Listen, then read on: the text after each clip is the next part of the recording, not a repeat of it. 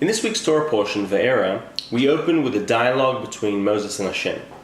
And it starts off with something perplexing. Hashem says to Moshe, you know an aspect of me, you know a part of my name, which I did not reveal myself to the forefathers.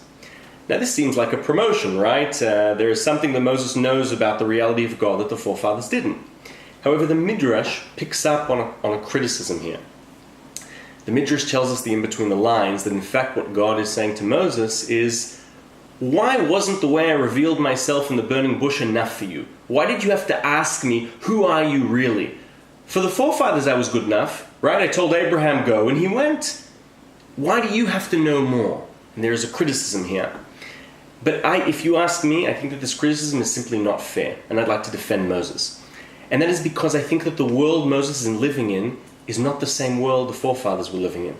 It is a far more challenging world. Moses is living in a reality where every day tens and hundreds and thousands of Jewish babies, boys, are being drowned in the Yor. Every day there's a new headline in Egypt, another 150, another 500. We're on the way to the final solution.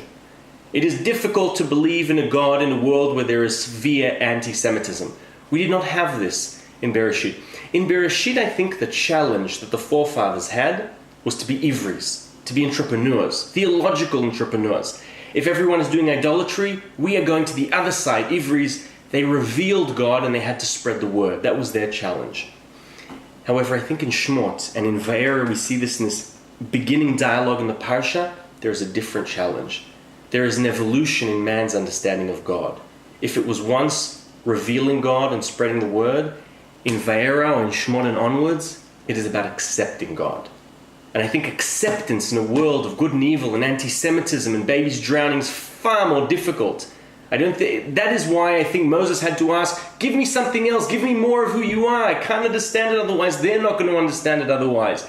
And I think that is the difference between Bereshit, Genesis, and Shmot onwards, and we see it in this opening dialogue, which I think sets the scene for Jewish history. God comes and says to Moses, I'm going to save you. Right, and there's this great dramatic speech by God. And it goes on for pasuk after pasuk, verse after verse. But then in one simple verse, when Moses goes to the Israelites, all we're told is, Lo shamu el Moshe mikotzer ruach v'ma'avoda kasha. They couldn't listen. They didn't hear what Moses was saying because life is too hard, because anti-Semitism is difficult, because babies drowning and being enslaved is a difficult thing to be able to accept this God. That is the challenge, I think, here, and the challenge from that moment on in history, something which we didn't quite experience in Genesis. Shabbat Shalom.